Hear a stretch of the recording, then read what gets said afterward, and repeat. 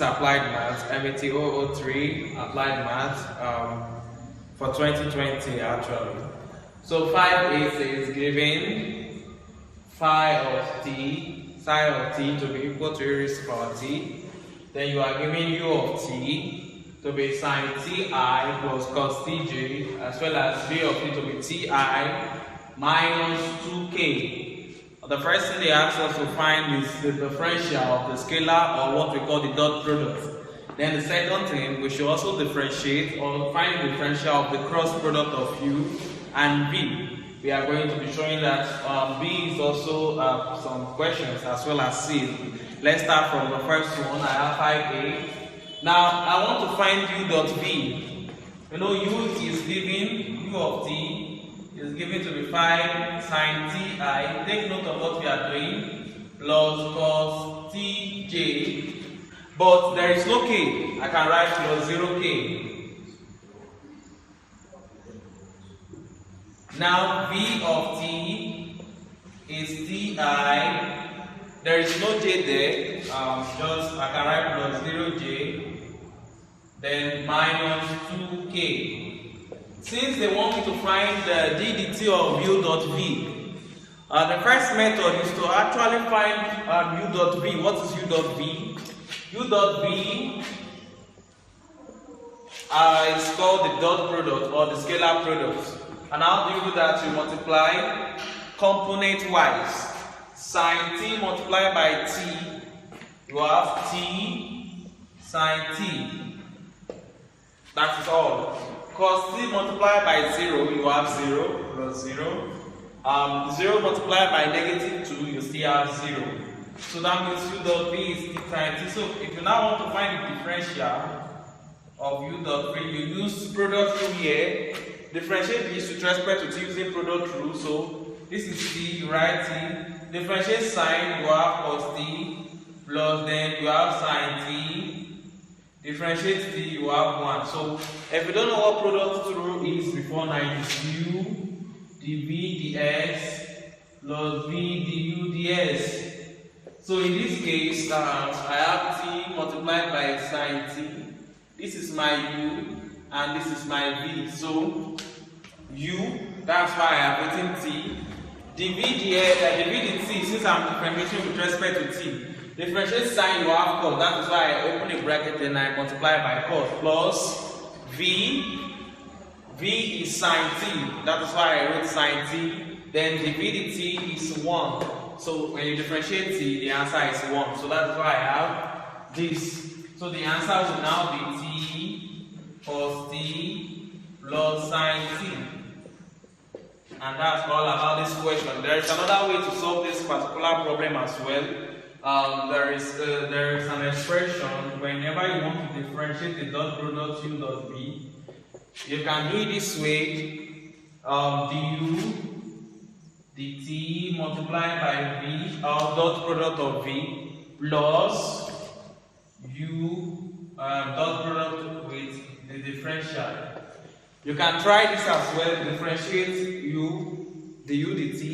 Then take the dot product with v and the same thing with the other one. You will see that you will arrive at the same answer as what is written here. You can try that by yourself. Now let's come to the second one, II. Obviously, we need to find u cross v first. And this is a cross product, you understand? This is different from the dot product, u cross v. So I have u cross v to be equal to, then I have ijk. This is how to find the cross product. You first write ijk. Now what is u? Sine t plus cos t. There is no k. I've told you earlier, there is no k, so it's 0. So v is t. There is no j component for j, so I write 0. Then this is negative 2. So we'll then find u cross v here. This is I. You find the determinant basically. So this is minus 2 cos t. Determinant of the 3 by 3 matrix. You say plus, minus, plus. I have I, then this. This is 0. So minus j. You remove the middle and the top. So sine t multiplied by minus 2. will give me minus 2 sine t. Then k plus k, you remove the first row and the third column, sine times 0 is 0, minus t times cos t, I have t cos t as well. So this is u cross v will eventually become minus 2 cos ti plus 2 sine tj minus t cos tk. That is what I'm going to have. So I will differentiate this. Since I am told to differentiate, I will differentiate component wise. What I'm going to do there, I'm going to differentiate component wise. d dt of u cross v will now be equal to, differentiate minus 2 cos, differentiate cos, the answer is minus sine. So this one will become 2 sine ti, that's what we have, plus differentiate sine, you have plus 2 cos tj. Then this is a product rule as well. We have done that before. Okay, I have done this sine before. Now I want to do t cos t. I'll use product rule here. T, that is, you differentiate this one minus sine t plus, then you take this one cos t, differentiate t, the answer is 1. So basically I have minus, by the time I'm done differentiating that, I have showed you I have minus t sine t, that's what I have, plus cos t k, and that's actually the final answer. 2 sine t I plus 2 cos tj minus t sine t plus cos t k. So you might decide to bring out minus here so that this will become plus, then you will have t sine t minus cos t in the bracket. I mean, whichever way you want to, eventually put your final answer is very correct. It's very correct, and you can leave it like that. So you can leave it like this as well. If you want it to be like this, it will still be correct. You have your full point. Now let's come to the second question. It says that a load of mass 50 kg is placed in a lift. Calculate the reaction between the floor of the lift and the load when the lift is moving at a constant speed and when it moves upward with an acceleration of 3 meters per second square. Now for this second question, you actually have a lift. Let's say this is the lift. Then you have a box there, or a load, or what we call a load in the question. The weight of the load is acting downward, mg. That's the weight of the load. Then the normal reaction of this thing with the floor is acting upward. That's the normal reaction. So now sum of forces, like the net force is equal to sum of forces, and it's actually equal to ma basically. Now since I have the lift like this, net force is actually equal to ma. So for this case, for the first case, I will have r minus mg to be equal to ma. So I just write r minus minus mg is equal to ma. Why do I do that? Because it's moving with a constant speed. And whenever it is moving with a constant speed, it means that the acceleration is 0. So when the acceleration is, it means that a is 0, acceleration is 0, since it's moving with a constant speed. That is what the first question says. Now, if it's 0, then it means that the normal reaction R will just be equal to mg.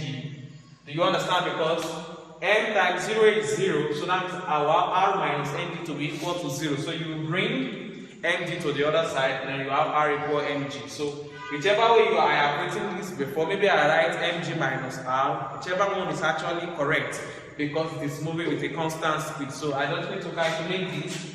The normal reaction will then be equal to 50, which is the weight, and multiplied by g, gravity is 10. So I forgot to add it, gravity, we are giving gravity to be 10 meters per second squared from the question.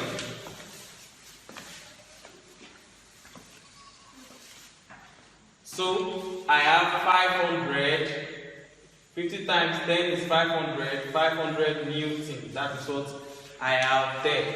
And that's all concerning this first part of the question. Now the second part says that if the body moves upward with an acceleration of 3 meters per second, so if the body is moving upward, so it means that the normal reaction is greater than the weight. So the net force for the II, the net force will be equal to R minus mg, because R is greater than mg, is greater than the weight. Assuming it's coming down, supposing it's coming down, then it means that the weight is greater than the normal reaction. So if it's coming down, it should have been mg minus R. So it's equal to ma. So now what we have, R will be equal to ma plus mg. You might even decide to factorize m so that you will be left with a plus g. So R will be equal to m, which is 50, multiplied by a. A is what? The acceleration given from the question, 3 meters per second square. A is 3 meters per second square. That's 3 plus the gravity 10. So that's 50 multiplied by 13. 50 multiplied by 13 is actually giving me 650 Newton. And that's all concerning the second question as well. You see, the answer is 650 Newton. Now the third one, a body of mass 8.2 kg is supported by two lightning extensible strings attached to it. So a body is supported by two strings. Now we have attached to it, the other end of the string are attached to two fixed points in a ceiling and are 10 meters apart. One of the strings is 6 meters long and the other is 8 meters long, assuming that the system is in equilibrium. Calculate the angle made by each string to the horizontal, the tension in each string. That is the third question we are going to do. So I will basically try to draw what this is saying. Let's say this is the ceiling we are talking about.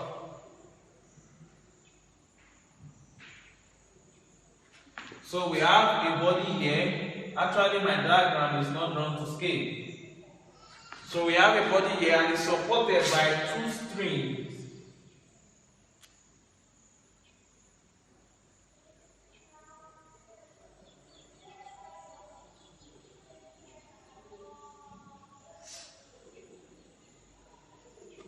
So it's supported by two strings. Don't forget, the weight is acting downward mg.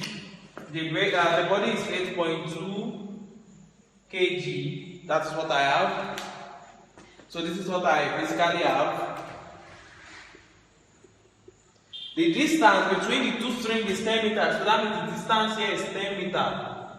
That is what we have. So now, let's say one of the string is 6 meters long. Let's say this is the 6 meter long string, and the other one is 8 meters long. 8 meters long. So I have let's call this point A. Let's call this point B. Then this place is point C.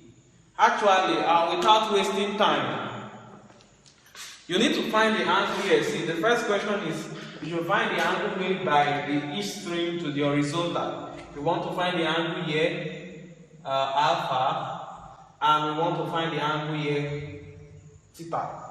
That is what they want us to get. But whenever you are given three sides of a triangle and you are told to find an angle, you use cosine rule.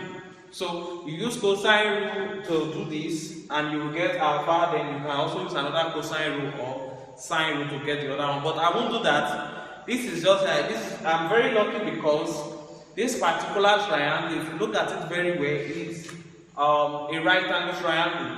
How do I know? A right angle triangle is one of the angles. That means one of the angles is 90 degrees, and it also obeys the Pythagoras theorem. So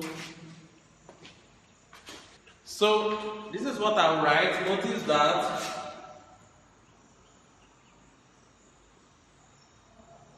triangle ABC, this particular triangle ABC is a right angle triangle.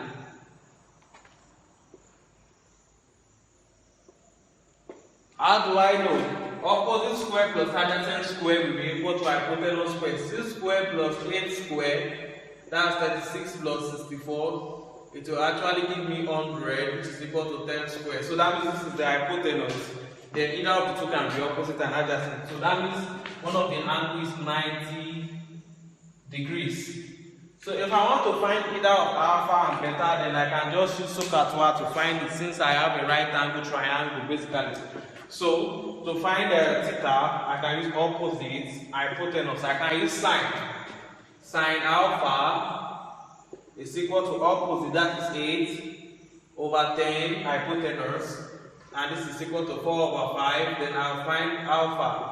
Alpha will give me arc sine of 4 over 5. Arc sine of 4 over 5 will be arc sine of 4 over 5. You can use a calculator to obtain the value of this. Arc sine of 4 divided 5. The answer is 53.13. And if you want to find this one, theta, you can use theta as well, opposite hypotenuse. Sin theta equals 6 over 10. Or basically, sum of angle in a triangle is 180. So, since this is 90, then the remaining two parts will be 90. So, what I'm trying to say is that alpha plus theta is 90, because sum of angle in a triangle is 90 degrees. And this one is already 90, so that means the remaining two must sum up to 90. So, theta will be equal to 90 minus alpha. So, theta is equal to 90 minus 53.13 degrees. So, theta is equal to 90 minus 53.13. The answer is 36.87. So since that is what I am able to find the first problem that I'm giving here, the angle made by each string to the horizontal. Now, the second one says you should find the tension in each string. Let's call this string, this one T1, the first the tension in the 6 meter rope, 6 meter rope, then in the 6 meter string, then the tension in the 8 meter string T2. So we want to find this tension. So this is what we are going to do. We are going to be making use of the Lami's theorem, or actually we make use of the Lami's theorem. What does it say? It says that the weight here, mg, that's 8.2 times 10. 8.2 times 10 will actually give me 82 Newton. That is the weight of the object. So I have 82 all over, then where the angle is facing. So if I'm to redraw this triangle, basically, let me show you what I'm trying to do. Let me try to redraw so that you will understand. If I redraw this,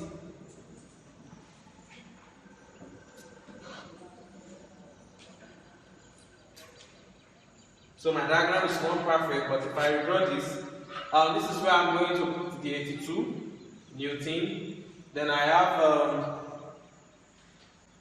a T1 here, then I have T2 here. So Lami's theorem is basically, this place is 53.13, I have solved that already, then this is 36.87, basically. Now, what Lami's theorem is talking about is almost like sine rule, using Lami's theorem.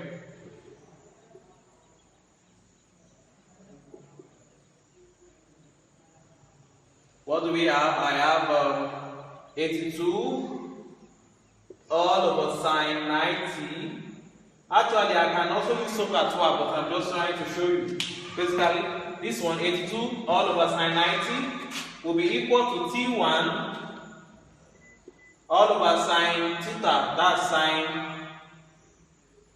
36.87. That is what you are going to have. 31 over sine 32.87. And at the same time too, you can say 82 over sine 90 is equal to T2 all over sine alpha. And sine alpha is sine 53.13. So sine 90 is basically 1, so if I cross multiply, T1 multiplied by sine 90 is 1, so I will just be left with T1. T1 is equal to 82 sine 36.87. Then if you want to find the second one, T2 will also be 82 sine 53.13 as well. So because sine 90 is 1. So T1, so you use your calculator, sine 36.87 will actually be approximately equal to 0.6. You will see 0.6000 and some number. That tells you that it's approximately equal to 3 over 5. Then T2, I have 82. Sine 53.13 will also give you 0.801 or something. It's approximately equal to 4 over 5 as well. So, and it's kind of obvious, especially from here, because sine alpha is 4 over 5. By the time I find the angle, I got 53.13. So T2 will be 82 multiplied by 4 over 5. So I just need the calculator to complete or compute this final answer. 82 multiplied by 3 over 5. 82 multiplied by 3 over 5. The answer would be 49.2 Newton. Then T2 as well. The answer will be 82 multiplied by 4 over 5. The answer will be 65.6 Newton as well. And that's all concerning this particular problem. That's all concerning this particular problem. Thank you very much. So this is the second question of the applied mathematics, and today we are actually using a different board. And although it's a new board, but it has seen better days. The new board has seen better days actually. It's not a very good board, but you will still see what I'm doing. Now let's come to the first problem. 6A. Of course, you know it's 15 points. A 4 kg ball moving with a velocity of 10 meters per second collides with a 16 kg ball moving with a velocity of 4 meters per second in the opposite direction. Calculate the velocity of the ball if they collide on impact. And the second question says calculate the loss of energy resulting from the impact. So actually, we know this is from the equation of motion or linear law of linear conservation of linear momentum actually. So for the first one, this is what we are going to do. Let me just give you a brief illustration. The first ball, it is 4 kg, right? It's moving in this direction, and the velocity is 10 meters per second. Now this is the second ball in the opposite direction. It says it's moving in the opposite direction. So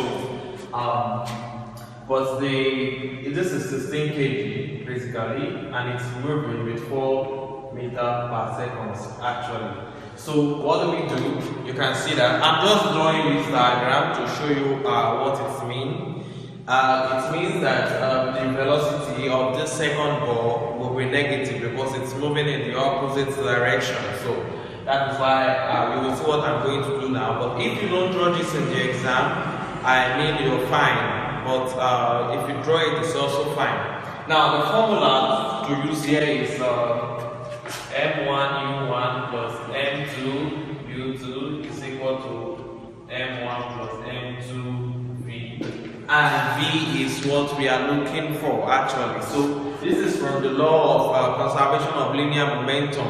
You have seen this formula before. So now what are we going to do? Of course, M1 is 4 kg. I just substitute directly. M1 is 4 kg, is multiplying U1. U1 is the velocity multiplied by 10, plus M2 is 16 kg, but U2 is 4 meters per second. But I will write negative 4 meters per second, or negative 4 meters per second, negative 4. Again, why I'm writing negative 4 is just because of the fact that it's moving in the opposite direction. So this is equal to M1 plus M2, that is 4 plus 16, multiplied multiplied by b. 4 times 10 will give me 40 minus 16 times 4 will give me 64 to be equal to 4 plus 16 will give me 20v. So 40 minus 64 will give me minus 24, which is equal to 20v. So v will be equal to minus 24 divided 20. So minus 24 divided 20 is minus 1.2 meter per second. So that negative means that it is moving in the direction of the second ball. Do you understand? That is the common velocity, minus 1.2 meter per second. So if you leave it this way, or you say the velocity is moving, or the velocity on impact is 1.2, moving in the direction of what? M2, moving in the direction of the second, what's it called? Ball. Do you understand? So that is for this case. Now the second problem there says loss of energy. If you want to calculate the loss of energy, the formula is loss of energy 1 over 2 mv square actually, m1 plus m2 multiplied by the velocity actually. This is what you have, 1 over 2 m1 plus m2 multiplied by v. So if you are given this particular question again in your exam, you should know how to go about it, because the first one obviously equation of motion, the second one you just have to use half mv squared. So but the mass is now to like the summation of the two ball, m1 plus m2 multiplied by the velocity you just obtained here. So this is equal to 1 over 2 multiplied by m1 plus m2. That is m1 is 4 plus m2 16 multiplied by negative 1.2. That is what I am going to have actually. So this will become 1 over 2 multiplied by 40 by 20 multiplied by minus 1.2. This will give me 10 times minus 1.2, which will give me minus 12 joules. Because it's an energy. Energy is measured in joules. Minus 12 joules, that's the loss in energy. Obviously, this negative there indicates that they are losing the energy. Do you understand? So why this one is moving in the opposite direction, like I said earlier, you can decide to write in this case that the velocity on impact is 0.2 meter per second, moving in the direction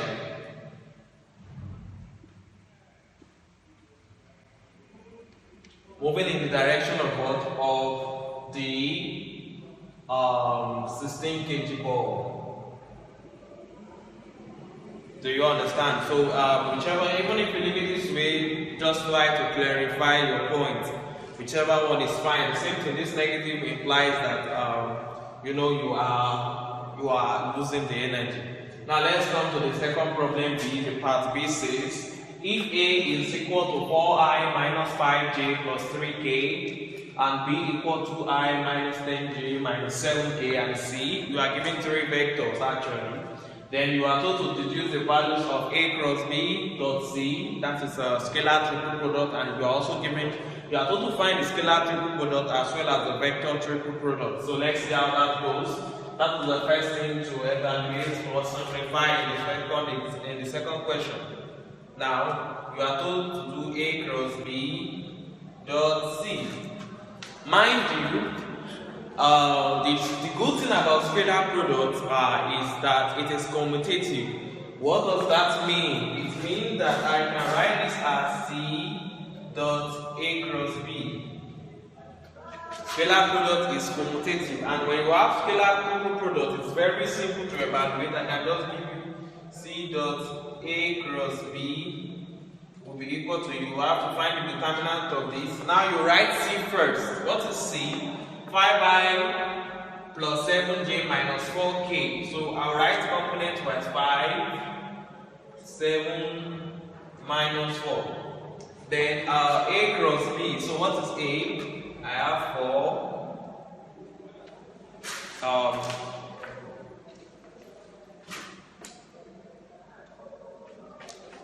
So for A, I have 4 multiplied by minus 5, then I have minus 5, then 3. Then thirdly, I have 2, minus 10, then minus 7. So I just need to find the matrix here. Mind you, actually this is just a kind of shortcut to just find or simplify scalar triple product directly. Now, if you decide to do A cross B first, you will do A cross B first. That is, you will have to find what A cross B is before you then take the dot product between C and the answer you obtain. Obviously, I will still show you how to calculate the scalar triple product when I'm doing this scalar product or vector cross product when I'm doing the second example. So just look at this when you actually dot A cross B. So this will be equal to, I have this will be equal to, now of course you know the determinant. I'm just trying to look for the determinant. Plus minus plus. I have plus 5 here. Then you will take away this first row, take away the first row and the first column, so you'll be left with this. I'll write it out. I'll be left with minus 5, 3, minus 10, minus 7. That's all. At the same time as well, you will come to the second one. This is minus 7. I will write minus 7. The same thing happens, but this time around, I will take the middle. I'm going to take the middle column, the second column, then the first row. So I'll be left with 4, 3, 2, minus 7. So I have 4, 3, 2, negative 7. So basically, if you don't understand what I did now, or if you don't know how to calculate the determinant of a 3 by 3 matrix before now, when you are talking about this, take everything from the first row away, everything from the second row, you will be left with this. Write it out. The same thing, when you come to this second one, minus 7, take away this middle and this first, so you'll be left with 4, 2, 3, and minus 7. Write it out, then the last one, minus 4. Plus times minus will actually give me minus, so I have minus 4. At the same time, take away the first row and the first column and the third column. So you'll be left with 4, minus 5, 2, minus 10. 4, minus 5, 2, minus 10. So C dot A cross B will actually be equal to, now this is 5. How do you evaluate the determinant of a 2 by 2 matrix? If you don't know that before, just watch. When you have A, B, C, D, and you are going to find the determinant, just multiply these two, AD, then minus these two, BC. That's how to find the determinant of a 2 by 2 matrix actually. So what do I have? I have minus 5 times minus 7 will give me 35. Will give me 35. Basically, then I have minus 10 times 3 will give me minus 30. So I have minus 30 as well. That's what I have. Then I have minus 7 now. Minus 7. Then I have 4 times minus 8. 4 times minus 7, minus 28. That's what I'm doing. Minus 2 times 3, the answer is 6. Then this last one here, don't forget this last one here. The last one here says minus 4. Then I have 4 times minus 10, the answer is minus 40. And I have minus 2 times minus 5, the answer is minus 10. Basically. So this will give me 5. 35 minus times minus will give me plus actually. 35 plus 30 will give me 65. Minus 7. Minus 28 minus 6. Minus 28 minus 6 will give me minus 34. This will be minus 34. Then minus 4. Minus times minus will give me plus. Minus 40 plus 10. The answer is minus 30. So at the end of the day, 5 times 65. I think I will need to use a calculator here. So you don't waste time. Actually, you can just use your calculator right away. 5 times 65 will give me 325. I have 325. Plus minus times minus will give me plus 7 times 34. The answer is 238. You can also compute alongside. Minus times minus will give me plus. This one is 120. So 325 plus 238 plus 120. 325 plus 238 plus 120. The answer is 683. 683, and that is a scalar triple product. Now let's come to the second one that we want to evaluate. We want to evaluate A cross B cross C. Basically, you need to find what B cross C is. So now this is how to calculate it. B cross C, you will do IJK. Then you have, actually there is also a formula to use actually, but I just prefer to do it directly. Now, B cross C, you have IJK. What is B? B is 2 minus 10 minus 7. You write component wise. This is B, 2 minus 10 minus 7. Then C, as you are given from the question, you have 5. 7 then minus 4, 5 7 then minus 4. So at the same thing we did in the previous example. That's what we are going to be doing here. So the difference now is that when you have a dot product here, you put the value of the vector, the component of the vector. Now since I'm just having B cross C, you see I just put the component of the coordinate IJK. So this will be equal to I, so plus minus plus as well. This will be equal to I. Then the determinant. By the time you remove the first row and the first column, you are left with minus 10, minus 7, 7, minus 4. That's what you have. Then you have minus J, you have 2, minus 7, 5, minus 4. Then plus K. You have 2, minus 10, 5, then 7. That's what you have now.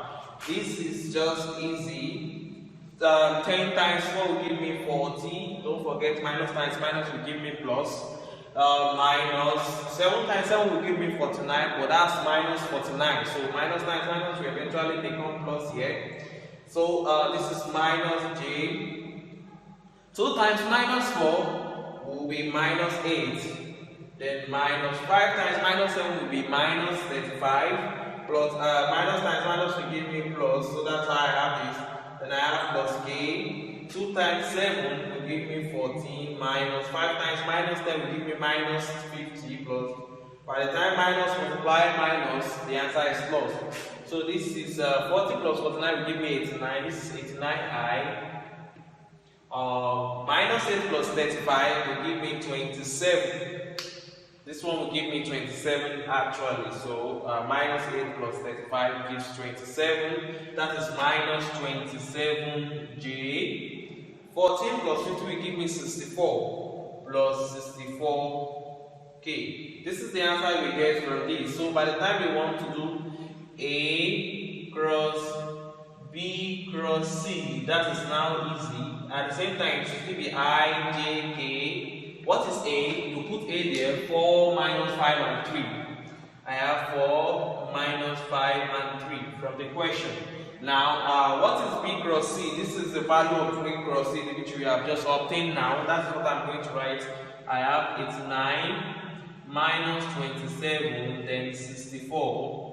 And I am going to evaluate this determinant as well. So, by the time I'm done with this determinant, I'm through with that particular question. Let me rub off the board. So we want to complete the problem. This will be equal to I. Then the determinant, you have, by the time you remove the first row and the first column, it's no longer new. This is you have minus 5, 3, minus 27, 64. That's what you have. Minus j, plus you have plus, minus, plus here. Minus j, you have 4, 3, 8, 9, 64. That's what you have. Then plus k, you have 4 minus 5, 89 minus 27. So this will be I. Minus 5 times 64 actually will give me minus 320.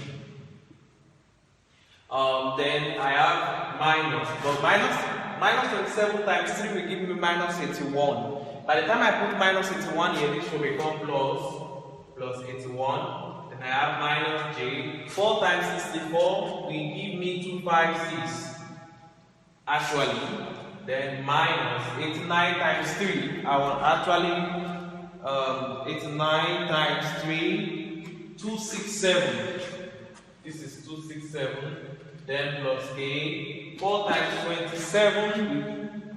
4 times minus 27 will give me minus something. 4 times 27 minus 108. Then minus times minus will give me plus. It's 9 times 5. It's 9 times 5 will give me 4, 4, 5. So this will be equal to, now, this is just to finish the question. I have minus 320 plus 81. The answer will give me minus 239. I. Then 256 minus 267. The answer is minus 11. But after that, minus times minus will be plus.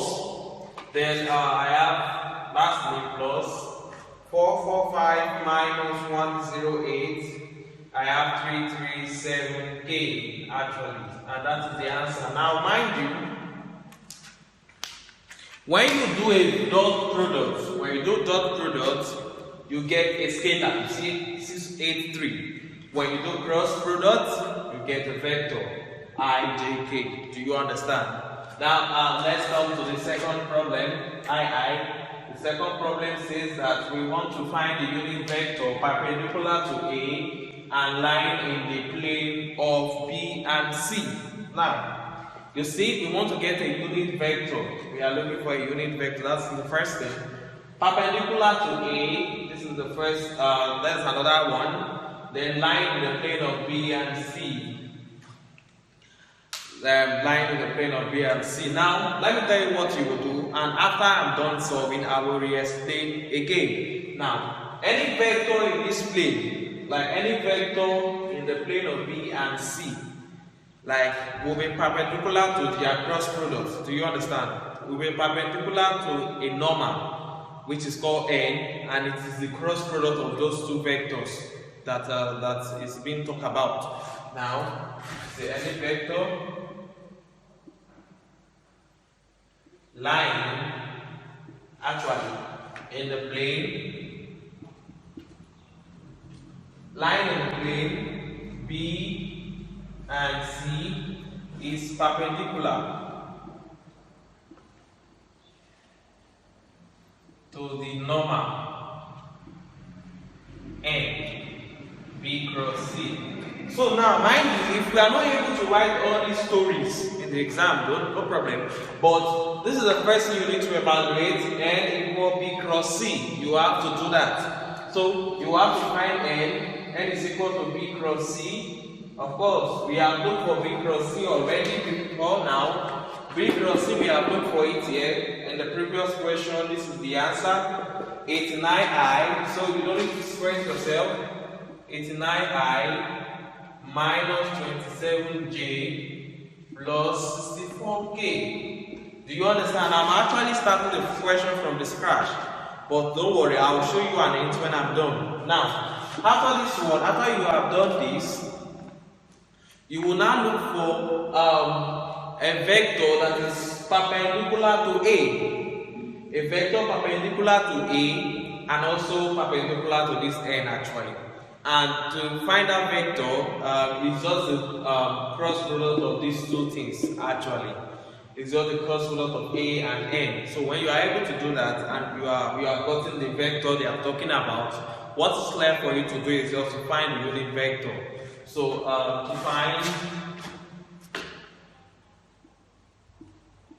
to find the vector perpendicular to A, basically I will just call it R. You just need to do A cross N. That is this number you have looked for. And mind you, this N is the value obtained here, so it is more or less like doing A cross this one N. So we have done that already. The answer is minus 239I plus 11J plus 337K, basically. So my point now is that if you are given this question, you should find a unit vector. Please pay attention. A unit vector perpendicular to A and lying in the plane of B and C. What they are trying to tell you is that find A cross B cross C. That is what you have. And when you find this, do the unit vector. So this is what I have. I just need to do the unit vector. I have to make it a unit vector. That's all. That's what is left. So basically this II question is that take the value you have obtained here, then get the unit vector, and that's all. So I'll find the unit vector here. The unit vector, before I find the unit vector, I need to get the magnitude. And that's minus 239 all square plus 11 square plus 337 square. We need to get what this would be. Without wasting time, you can just press this on your calculator. 239 square plus 11 square plus 337 square. So the answer I am getting, I will have to write it in decimal. Yeah, you can just, okay, I think I will just do 239 square plus 11 square plus 337 square. The answer is square root of 170811. 170811.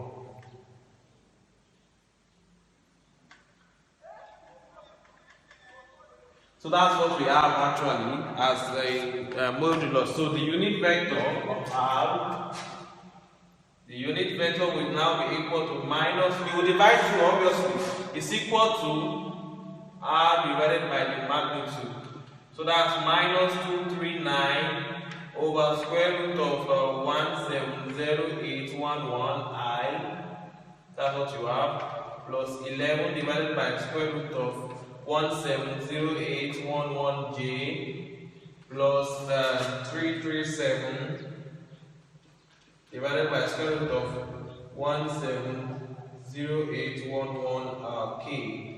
That's what you are going to have as the answer. You can leave your answer in this form. And that's all concerning this II. Let's come to C. So for this first question, C, we have a particle of mass 15 kg is placed on a smooth plane at an angle of 30 degrees to the horizontal. Then you are told to determine something. This is a problem of what we call an inclined plane. When an object is placed on an inclined plane, what do we do here? This is the ground. Let's say this is the ground, then this is the inclined plane. They say it's put at 30 degrees to the horizontal. Then the object is here. So the weight of the object is coming down, mg. Then you have another one here. This one is mg cos theta. Actually, I have explained all this before in my previous video, like for 2019 past papers, 2018 past papers on JUPEB question. I have done all this as well before. This question kind of repeats itself. Now let's continue. So this is the normal reaction, and normal reaction. If you are going to find the normal reaction, The answer is mg cos theta. So the force acting downward is actually mg sin theta. Please take note of what I am drawing on the board. You need to take note of that. So that is for an inclined plane. If there is a force pulling it up, then you represent the force. But in the question, there is no force pulling it up. Now, what is the next thing to do? Acceleration of the object as it moves down the plane. Do you understand? Acceleration of the object as it's moved down the plane. Now, actually, we call it net force or summation of forces, or we say net force. This means summation of forces must be equal to MA, basically. But what is the summation of force? This is coming down. See, a force is supposed to be drawing it up. This is coming down. That means the force here is greater than the force here. So I have mg sin theta minus f, but there is no force pulling it up. So the force pulling it up is 0. So I write 0 minus 0 is equal to ma. So I have mg sin theta is equal to ma. Basically, what am I looking for? I'm looking for a. I can divide this side by m so that a will just be equal to g sin theta. What is g? I'm told to take g to be 10 meter per second square. So that is 10 multiplied by sin 30. And sin 30 is actually 1/2, so that is 5 meter per second square. So the acceleration is 5 meter per second square. Now let's come to the second problem, II. The second problem, II, asks me to find velocity attained after 3 seconds if it moves with an initial velocity of 5 meters per second. Now basically, we need to just use the equation of motion problem, v equal u plus 80. We are already giving u to be equal to 5 meters per second. And a, you have already looked for a is 5 meters per second as well, 5 meters per second square. Then you are given time is 3 seconds, so time is 3 seconds. So velocity will then be equal to 5 plus 80, that's 5 multiplied by 3. That is 5 plus 15. 5 plus 15 will give me 20. 20 meters per second is the velocity it attains after 3 seconds. And that's all concerning this problem, and that's all concerning applied maths. Now we are going to statistics. Stay tuned. Thank you very much. And please help me share this video if you have not done that before. Help me share to your colleagues that are also doing mathematics. You can also help me share to those that are not doing maths, just to subscribe. I actually need it. That is how you can support me. Thank you very much. Stay tuned.